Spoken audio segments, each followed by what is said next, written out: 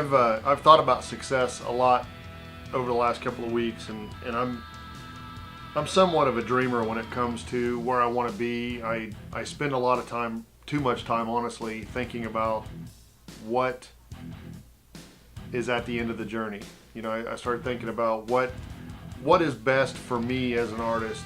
What kind of life would I like to live as an artist? And having your destination of where you want to be as an artist is good. It's nice. But look, success, this is hard to explain. When I sat down to do this video, I thought to myself, how can I explain this whole process of the journey, what it means to be an artist?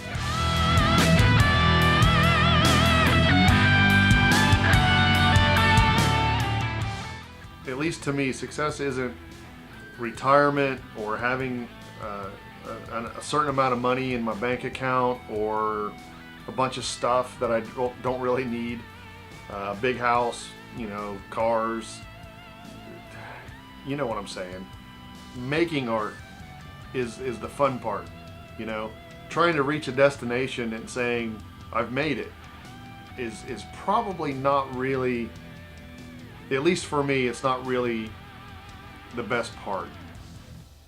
Not to say that you're not going to have goals that you're going to try to reach and you go along your journey. I think if you can think of a journey, or at least your journey, as a mountain, and you're starting at the bottom, and as you go, each place you stop on that mountain is a goal. Moving forward, as you climb, you reach points where you can say, yeah, I did it. I actually accomplished something here. You know, it might be a small goal. It might be getting a painting done. You know, it might be pushing through an obstacle that was difficult for you. It might be adjusting your schedule so that you actually find time to paint. It's easy for us to say, here's my studio, here's my drawing table, here's my easel. I'm just going to paint and do things and, you know, whatever. But if you don't dedicate the time and get in the studio and make the art, you're not really going to make art. You're going to find reasons to procrastinate. That resistance is going to start tearing you up, and you're just not going to get anything done. And I can tell you, over the last week leading up to this video has been incredibly hard for me to push through the resistance and do something. I worked incredibly hard on a video that I had corrupt files for something. It just, the process of getting it into the Mac and into Premiere Pro and all these things, I had audio for some and I didn't have audio for others, and it was weird because the audio worked in the original file, but the minute I put it in Premiere, it didn't work, and it was just a technical nightmare, and it really defeated me. I worked way too hard on the process. I put together a pretty big plan, and it killed me. It literally said to me, why am I making these videos? Why am I wasting so much time? And it kind of ruined it for me in a lot of ways. And this video, making this one right here, I'm actually pushing through everything, thinking to myself, you know, you still have to work. It doesn't have to be perfect, and that's the thing. As you go along your journey, you have to realize that you're going to have obstacles that just get in the way.